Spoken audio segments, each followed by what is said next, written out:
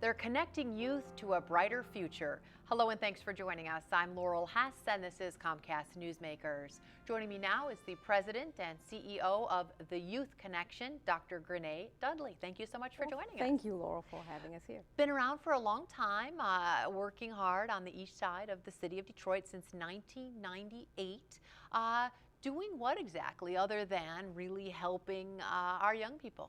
Well, we have three major focus. One is our career academies, and that's connecting youth to jobs and opportunities, but also teaching them the skills necessary to obtain and keep a job. Then we have our nutrition education, our I2, D2 Fit and Fun family clubs, and we're in about 30 different schools and community-based organizations providing nutrition education to kids 6 to 12 and their parents.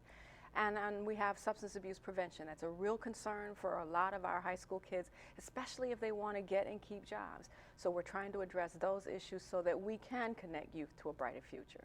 One of the ways you're doing that this summer, your Career Academy arm, if you will, is sort of working together with folks from the natural resources and getting kids exposed to the great outdoors, not just careers, but an appreciation as well. Absolutely. One of the challenges that we have is making sure our kids understand what's out there, and what better way than to explore. I mean, we're the Great Lakes state, and what better way to explore all the natural resources. We have a grant from the Michigan Department of Natural Resources that allows us not only to expose kids to activities in the outdoors, but also to look at jobs and opportunities for careers and developing careers. So our kids are doing archery, we're doing kayaking, canoeing, paddleboard, zip lining, all those things that you do, and camping, and we've taken them all over Michigan. How do you connect with kids? Do they walk into your physical building? Are you in the schools? Do you find them? Do they find you? How do they get involved with your organization? All of the above. The best way, I think the best way any organization can say, hey, we are doing a good job, is word of mouth. It's when the kids that are in your program tell other kids. We have a waiting list now for some of our programs of over 300, 400 kids. Wow. And so unfortunately, we don't have the resources to see them all. We would love to.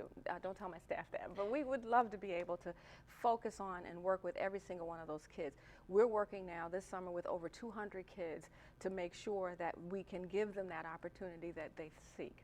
Is it a funding issue? Is it a volunteer issue? Nonprofits always need donations and volunteers, right? But what would it take to serve all those extra 400 kids on the waiting list? I think most of it is funding issues. We can find volunteers. We have tremendous partnerships with Wayne State University, Wayne State School of Pharmacy, the medical school, as well as St. John Providence Health System. So we can find the volunteers, but the resources that are necessary to work with kids I don't like saying they're all underprivileged. One of the things that they're underserved. There are not enough resources that we have to make sure that we can make sure those kids get into the programs and then prosper in the programs as well.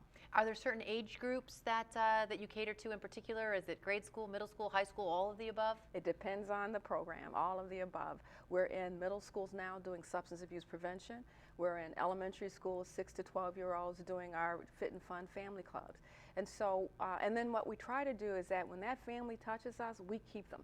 So if we've got the teenager in the program, we can also work with the small kids in the program as well. All right, awesome organization. Thank you so much for joining us today. Thank you. For more information on today's topic, you can head to youthconnection.org. Today's Comcast Newsmaker was Dr. Grenae Dudley, the President and CEO of the Youth Connection.